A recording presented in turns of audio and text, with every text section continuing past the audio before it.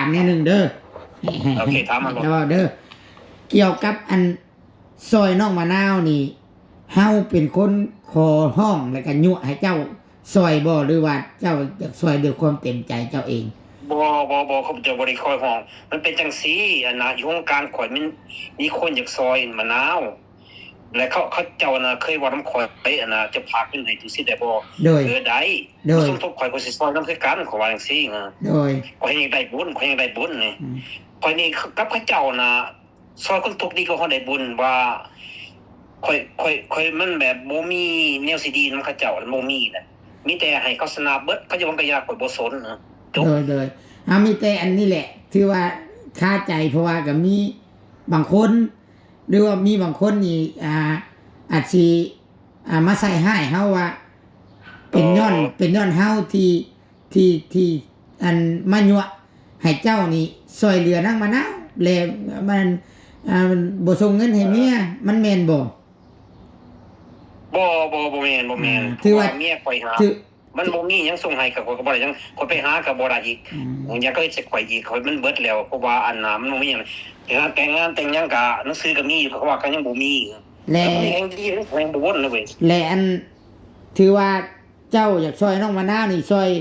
อันด้วยความเต็มใจมันเป็นจุดประสงค์ของเจ้าเองเนาะอ้ายเนาะแม่นผมมีสุดไปสิต้นผัวเราไปเมืองไทยเราแพงเมียเราหลายไปเลยก็สิต้นเราอยากบ่อยากเราเป็นทุกข์อะไรอยู่เมียเราอยากช่วยเอาบุญบ่ได้ช่วยว่าเจ้าไปฮักน้องมะนาวเนาะบ่วิสิเป็นมากแล้วก็มีผัวเลยเนาะบ้าก็สิเป็นมากจังอีกน่ะอาญาแล้วก็ฮู้อาญานี่ก็ฮู้ดีว่าง่ายว่าอาญานี่อยากช่วยแบบว่าด้วยความอีตนสงสารสิมักเป็นเน่าอีกโอ้ยก็แม่นโพดเนาะแม่นมีวิตบ่อยากกินเล่าครับตัวนี้เคลียร์เนาะตัวนี้เคลียร์แบบว่าอาญานี่อยากซอยน้องมะนาวนี่ด้วยความอีตนสงสารด้วยความเต็มใจมันตั้งแต่เป็นจังซี่เว้าคักๆอยู่เด้อสมัครแจ้งเด้อโดยข่อยอยู่โครงการและเขาเคยอันน่ะข่อยออก YouTube และจะเคยว่าน้ำข่อยโดยและคนสงสารมะนาวนี่แม่นผู้หญิงโดยอยู่โครงการข่อยแล้วว่าจะพาเงินให้มะนาวได้บ่ซื้อรถไถโดยหัวเรานำโดยได้เป็นหยังก็ทำทุกชิ้นเบิ่งแต่ก็สิต้องทบเขานำโดยนะเนาะมันเรื่องมันเป็นแบบนี้เนาะไอ้เนาะแม่นโครงการข่อยมีหลายคนน่ะเนาะจะต้องใช้เงินหลายอยู่การไทยนานี่อ๋อขอบใจอ้ายผู้แลเท่าวิทย์ดองมะนาวก่อนเด้อเฮาจังสิบอกอ้ายเด้อขอได้มันจังได๋บ่สิบ่นิดนึงโดยกับกระเจ้านะว่ารถอ้าย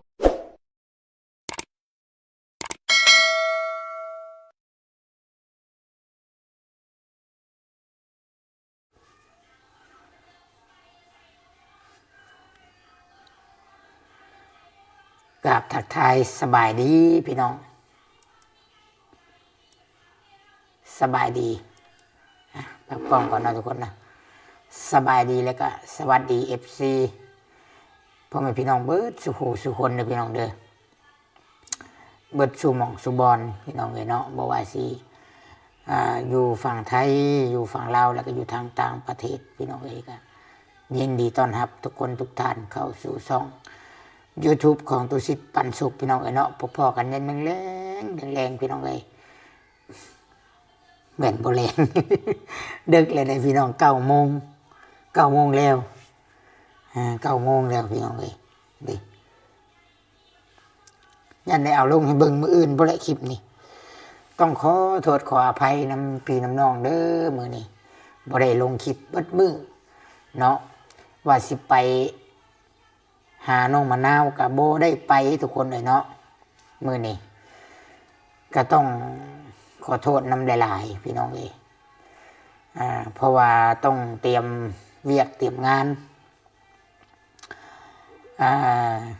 เตรียมเวียกเตรียมงานมื้ออื่นก็เป็นมื้อวันเกิดของลูกสาวตุสิทธิ์พี่น้องเอ้ยเนาะเป็นวันเกิดของโมนี่พี่น้องเอ้ยที่แรกก็ว่าสิเฮ็ดผูกแขนก็ว่าน้อยก็บ่น้อยปานใดหั่นแหละพี่น้องทำอิฐก็ได้เนาะว่าสิบอกหมู่ครูแต่ละคนเนี่ยเบิดทุกคนมาผูกคอต่อแขนรับขวัญลูกสาวครบรอบ1 ปีเนาะที่เกิดมาเป็นคนเกิดมาเป็นมนุษย์และบัดนี้แหละมันก็มีหลายอันหลายอย่างพี่น้องเนาะ ปัญหานักๆหลักๆเลยก็คือลุงอ้ายอ้ายของเมียเนาะที่ว่าเพิ่นมาพักเช้านำเพิ่นมาฟื้นฟูร่างกายนำมาแหละพี่น้องที่ว่าเพิ่นเจ็บเพิ่นโซมาแต่ไทยเลยคำสิจัดปัดแม่ว่าจัดไปก็ปรึกษาหารือกันเนี่ยเนาะจัดไปมันก็ยุ่งยากหลายอย่างกับลุงก็บ่สบายไปนี่เฮาก็บ่ม่วนเนาะก็รุ่นอยู่ว่าง่ายว่าจักเราสิรอดบ่รอดนะพี่น้องเฮาก็เบิ่งอาการเราไปแต่ว่านั่นแหละก็เลยยกเลิกบ่ได้จัดแล้วงานวันเกิดโมนี่ก็มีแต่ว่าจัดมีแต่ซื้อเค้กแล้วก็อันกินข้าวกินน้ำกับครอบกับครัวกับญาติพี่น้องใกล้ชิดแล้วก็พอนะทุกคนเนาะบ่ได้จัดใหญ่ที่แรกก็ว่าสิเอาห่วยว่าสิเอาโต๊ะมาว่าสิเอาตังเอาโต๊ะเอาตู้มาเปิดเอาชวนหมู่เชิญหมู่ครูมาแล้วก็เต้นระวงได้พี่น้องเอ้ยว่าสิจัดปาร์ตี้เต้นและกินเหล้ากินเบียร์เฉลิมฉลองนั่นแหละคิดไว้ที่แรกนะแต่ว่าบ่ได้ขาสัตว์ใหญ่อย่างดอกสิซื้อเอาซีนป่าอาหารก็สิซื้อเอาแต่ว่ามันมีหลายอันหลายอย่างยุ่งยากก็เลยว่าอย่าแหละซะว่าบ่ได้เฮ็ดพี่น้องเนาะก็เลยว่าบ่ได้เฮ็ดอยากนำลุงนั่นเฮาก็บ่มีกระจิตกระใจนะแต่ก็สิบอกมะนาวมากินน้ำมื้ออื่นบอกมะนาวแน่เนาะแต่ก็เฮาก็สิกินแต่กับญาติพี่น้องเฮากับญาติพี่น้องตุสิตแล้วก็ทีมงานพนักงานที่มาสีเขาก็สิเขาเชิญครอบครัวเขาชวนครอบครัวเขามากินน้ำลูกเต้าเขามาอะไรเนาะแล้วก็บริลงฮอตคลิปพี่น้องไปพาเมียไปตลาดไปซื้อแนวอยู่ของกินแล้วก็พาไปพาแม่ไปต่อยาแม่ก็เป็นหลายแนวหูบริยินหูบริจากได้ยินก็ไปกวดแล้วก็เลยบริถ่ายคลิปถ่ายยังกับอันแม่สำหรับแม่ตุชิตหรือว่าครอบครัวนั่นกินแน่เขาลืมแน่นะกินน้ำก่อนพี่น้องซื้อมีซอนมาลืมสำหรับครอบครัวพี่น้องหรือว่าเดี๋ยวนี้หรือว่าอันลูกเมียบอหรือว่าแม่เขาบออ้ายเอ้ยบอถ้าบอจำเป็นก็บ่ได้อยากถ่ายหรอกเพราะว่าสำหรับครอบครัวเขาแล้วนั่นเขากะพอเพิ่งตัวเองได้สำหรับคือตุสิตบอครอบครัวอันอ้ายถ้าว่าเป็นหัดเป็นนี่คือแม่ก็บ่ได้ถ่ายดอกคลิปว่าพาแม่ไปหาหมอมันยังจังสั้นจังซี่ยันว่าอันคือเคยเจอคือครอบครัวตุสิตน่ะบ่มักการแบบดูถูกบุลี่กันคือว่าง่ายว่าเขาถ่ายแต่ว่าเดี๋ยวก็อันมันอยากคล้ายๆแบบว่าเขาถ่ายไปหาแพทย์หาหมอกะถ่ายมันคนคือต่างกันนะผู้คือบวกกับมีผู้คือลบกับว่าเฮานี่สั่งเรื่องสั่งเล่าเลยก็ขอเงินอยากขอเงินอยากให้ผู้รักผู้ใหญ่ช่วยเป็นขอทานบ่อยง่ายซะก็เลยโบสนิสัยตุสิตก็เลยบวชถ่ายสำหรับครอบครัวเฮาก็เจ็บเป็นเฮาก็ไปรถเนาะบ่ได้ถ่ายบ่ได้หยังมากมายมีแต่บอกว่าไปหาแพทย์หาหมอสำใดสำหนึ่งแล้วก็จบไปเนาะเพราะว่าเห็นบอกคือลูกตุสิตกับตุสิตบสุไทยคือช่วงโมนี่ออกตุสิตไทยคลิปโมนี่ตอนเกิดก็มีคอมเมนต์แบบว่าผมบ่มักเฮานะก็คอมเมนต์ว่าถ่ายแต่ลูกแต่ก็ขอแต่เงินผู้ใหญ่เป็นขอทานซั่นจังซี่ก็เลยบ่มักพี่น้องเนาะก็เลยตัดจบถ่ายแต่น้องมะนาวขอความช่วยเหลือหรือว่าวันนั้นก็คือถ่ายลุงกับลุงน่ะเราบ่มีอ้ายเมียน่ะทุกข์ยากพี่น้องนี่ก็สิไปขายหน้ามาปัวไปขายดินมาปัวเนาะก็เลยลองถ่ายเราลงเบิ่งเธอมีผู้รักผู้ใหญ่อยากทำบุญน้ำรอสันช้าเนาะก็เลยประมาณนี้มื้อนี้พี่น้องก็เลยบ่ได้ถ่ายคลิปพาไปเวียกพาแม่พาเมียไปเวียกเนาะแล้วก็มีโอกาสได้ถ่ายตอนกลางคืนแบบนี้พี่น้องเนาะกาสีมาขอว่าอีกคลิปหนึ่งคิดว่าจะจบแหละพี่น้อง แบบว่าบ่อยากมีปัญหาอย่างอะไรอย่างคลิปนี่ก็เกี่ยวกับน้องแดงน้อยอะไรพี่น้องน้องแดงน้อยเนาะอันนี้ก็เกี่ยวกับผัวเรากับน้องแดงพี่น้องเลยเนาะผัวเรากับน้องแดงบอกเกี่ยวกับเราดอกหรือว่าเพราะว่ามือวานนี่เนาะมือวานนี่ก็มีหลายคนเนาะไปหาว่าง่ายๆซะไปหาครอบครัวน้องแดงไปหาเขาอาเนาะแล้วก็ไปสัมภาษณ์น้องแดงก็มีนี่บ่าวเวียงเนาะบ่าวจอยแล้วก็อีกผู้หนึงเป็นน้องเนาะจักชื่อหยังตัวชิดก็บ่จักชื่อปานใดบ่จื้อจักชื่อไปจังคิดออกได้เนาะพี่น้องชื่อบอสบ่พี่น้องเนาะบ่าวเวียงบ่าวจอยแล้วก็ชื่อบอสนี้พี่น้องไปสัมภาษณ์น้องแดงเนาะก็ได้ตัวชิดก็ได้เบิ่งคลิปอยู่เบิ่งคลิปนะเบิ่งของคลิปของตัวเวียงแล้วก็มีผู้ใหญ่ส่งข้อความมาหลายอันหลายอย่างผู้ใหญ่ขอเพิ่นกับบ่พอใจปานใดนะพี่น้องเพิ่นก็เบิ่งคลิปจบเพราะว่าคือเพิ่นว่าคือบ่าวเวียงนี่เราสิเข้าใจดีเนาะบ่าวเวียงนี่เราสิเข้าใจทุกเรื่องเข้าใจแบบทุสิตเกี่ยวกับครอบครัวน้องแดงเนาะเกี่ยวกับน้องแดงกับบ่าวญาคือบ่าวญาส่งมาโทรมานี่ก็ไม่ได้โทรมาหาแต่ตุสิตกับบ่าวเวียงเท่านั้นได้พี่น้องนอกนั้นเราบ่ได้ส่งไปกับบ่าวจอยเนาะคนที่หู้ลึกๆแต่มีตุสิตกับตุเวียงนี่แหละถือว่าเข้าใจดีแล้วก็ผัวแล้วเว้ามันยังนำแล้วก็แล้วเว้าอีหยังเราอธิบายอีหยังเว้าอีหยังนำเนาะแต่ว่ามันมีประเด็นตัวนึงเนาะตัวที่ตุสิตเคยแจ้งข่าวดีพังเลยพี่น้องเด้อประเด็นตัวนี้นะก็คือว่าตุสิตแจ้งข่าวดีน้ำกับน้องมะนาวหันเนาะกับน้องมะนาวหันว่าอาญานั่นสิซอยสมทบทุนซื้อรถไถนาให้น้องมะนาวแล้วเราก็ถามว่ารถไถนั้นเงินค่าฝากค่าซื้อรถไถนั้นราคาเท่าไหร่รถไถตุสิตก็บอกว่ามันมี3ราคามันมี50,000ปลายบอกตุสิตก็บ่จื้อเนาะได้สิไปถามไม่คันบัตรซื้อพุ่นแหละคันมีเงินแล้วก็มีเท่าไหร่วะ70,000ปลายบ่80,000ปลายบ่ประมาณนี้แหละเนาะตุสิตก็บอกไปตามนั้นแล้วว่าโอเคเดี๋ยวถ้าน้องมะนาวกินดองแล้วบอกเด้อเนาะเราก็สิซอยอันนี้ตุสิตขออธิบายอยู่ตรงนี้ว่าบ่าวญาเราเสนอมาเองเด้อข่อยบ่ได้ไปเกี่ยก้อม บ่ได้ไปตัวยั่วบ่ได้ไปอีหยังว่าเจ้าต้องมาซอยน้องมะนาวพี่เจ้าบ่ต้องซอยน้องแดงอันนี้ข่อยขอว่าอยู่ตรงนี้เพราะว่ามีผู้รักผู้ใหญ่หรือว่ามี FC คอมเมนต์มาว่ามีคนนี่เว้าใส่ข่อยเนาะคล้ายๆอยากโจมตีข่อยเว้าบิดเบือนตัวบ่แม่นความจริงก็มีเอามาเว้าก็ได้ยินอยู่พี่น้องไอ้เนาะเว้าว่าคือบางคนเว้าว่าแห้งไปเว้าว่าสางน้องแดงผัวน้องแดงเนาะบ่าวญานี่เมียมี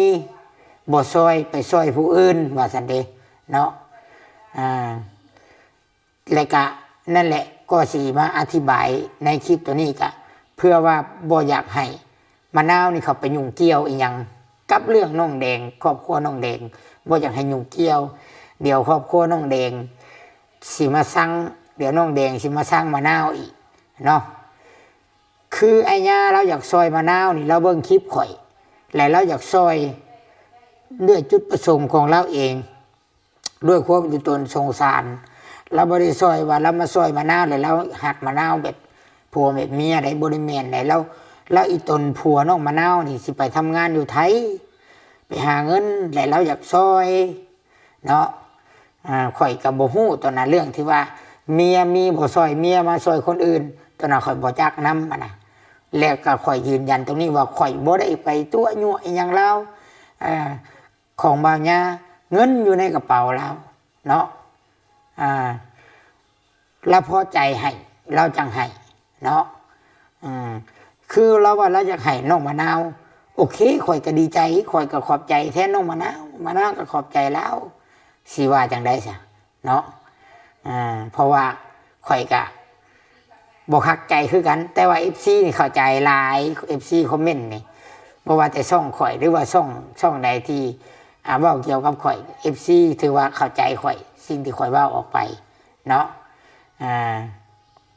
เพราะว่าทุกเรื่องนี่ตุสิทธิ์คิดว่าตุสิทธิ์นี่เข้าใจแล้วก็ฮู้ดีนะเกี่ยวกับน้องแดงแต่คือว่าอันนี้น้องแดงเราต้องการแบบใดในปัจจุบันเฮา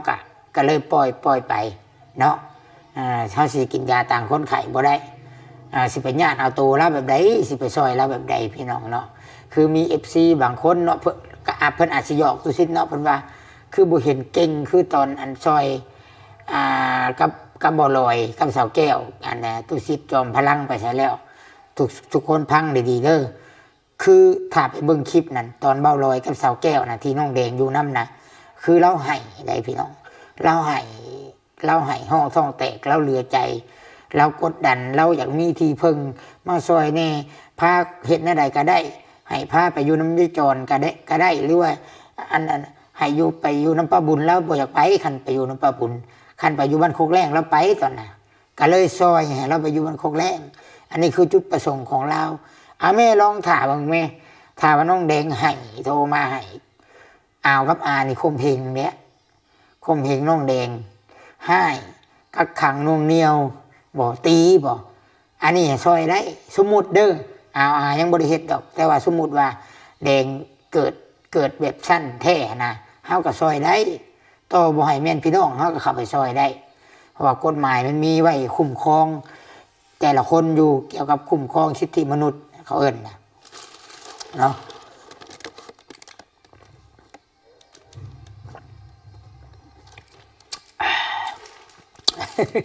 แล้วค่อยอยากว่าเกี่ยวกับเรื่องเงินนี่แหละเพราะว่าแม่ฮักพ่อฮักอย่างข่อยที่อยู่อเมริกาเพิ่นเบิ่งคลิปบางคนที่เฮ็ดเขียนหัวข้อหรือว่าเฮ็ดอันว่าเกี่ยวกับข่อยแน่นะที่ไปสัมภาษณ์น้องแดงนะก็เพิ่นก็เลยอยากถามเนาะว่ามันเป็นจังไดแล้วข่อยก็เลยสิอธิบายและแต่ว่าทุกสิ่งทุกอย่างที่ข่อยเฮ็ดน่ะข่อยมีหลักฐานเบิดข่อยมีหลักฐานเบิดข่อยบ่เว้าลอยๆเนาะข่อยบ่เว้าลอยๆคนคือข่อยน่ะมันลอยอยู่แล้วข่อยเว้าหยังข่อยเช็ดหยังนะข่อยเป็นบุญเฮียนหลายอันหลายอย่างมาแล้วแต่เฮ็ด YouTube นี่ต้องมีหลักฐานทุกอย่างที่เว้าออกไปคันเว้าไปก็ว่าเฮานี่เว้าแต่ปากเนาะข่อยอยากฝากบอกว่าภัยกันแท้ที่เว้าแต่ปากเนาะพี่น้องเอ้ยเนาะบางคนบ่เข้าใจหยังก็เว้าไปเพื่อเอายอดวิวหยังไปซื้อแหละพี่น้องเอ้ยคือว่าเฮาสิว่าตุสิสิว่าที่ซี่ซะเป็นยูทูบเบอร์คือกันเนาะให้คิดคักๆเพราะว่าเฮ็ดอาชีพเดียวกัน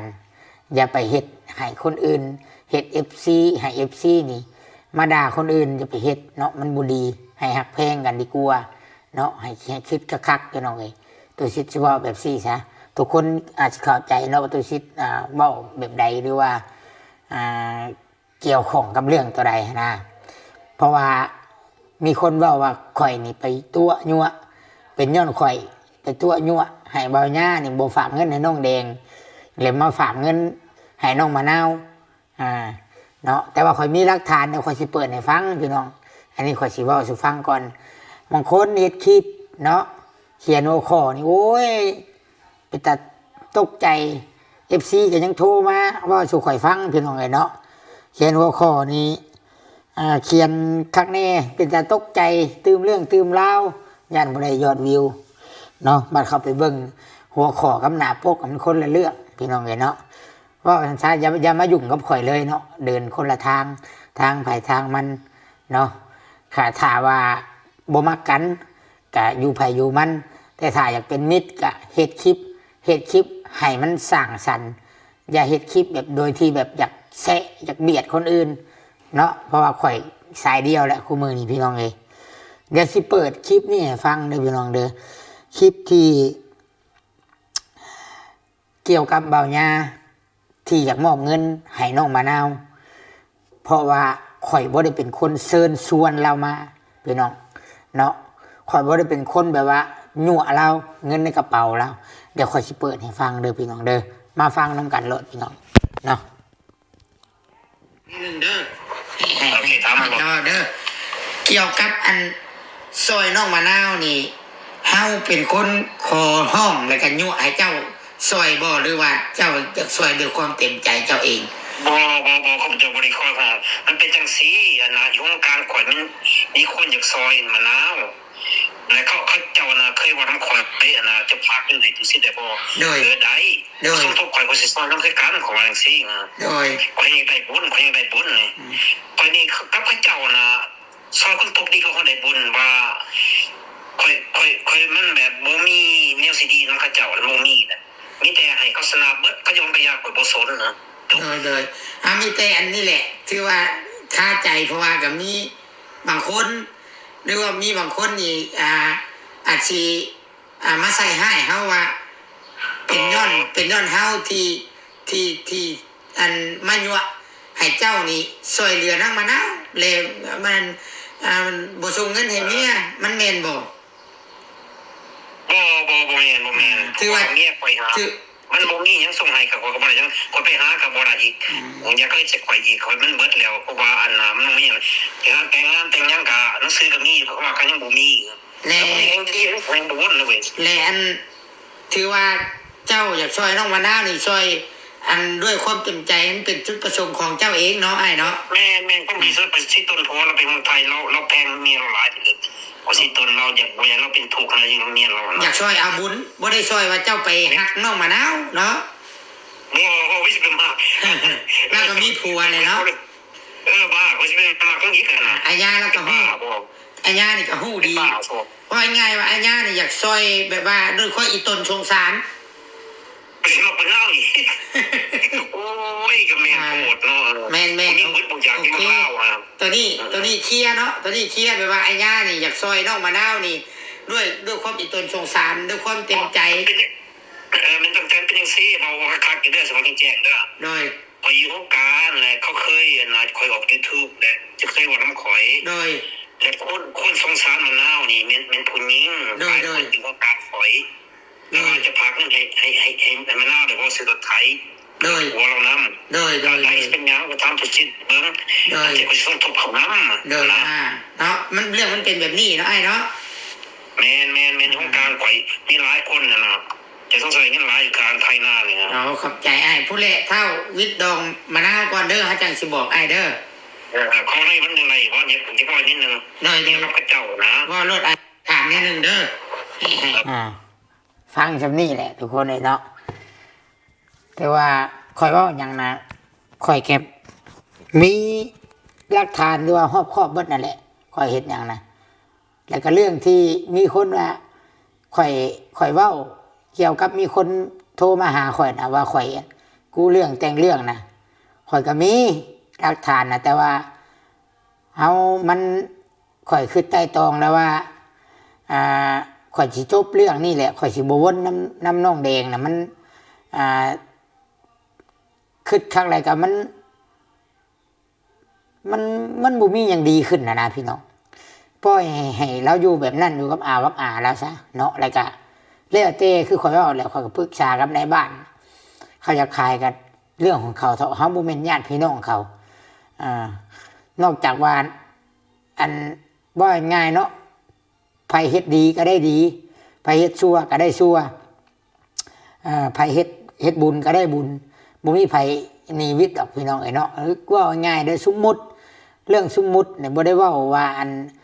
ให้อาน้องแดงดอกคือหลายๆคนคอมเมนต์หลายๆคนคิดนี่ถ้าอนาคตนี่ถ้าว่าอาน้องแดงอัน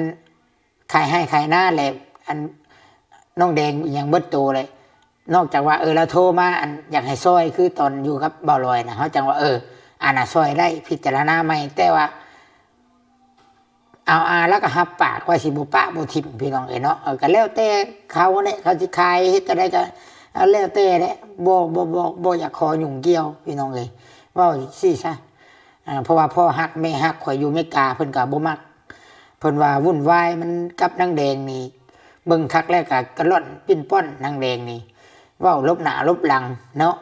บ่คือน้องมะนาวพี่น้องเอ้ยแล้วก็เว้าใหญ่ไฟโตนางแดงนี่แล้วเว้าแบบว่าเรา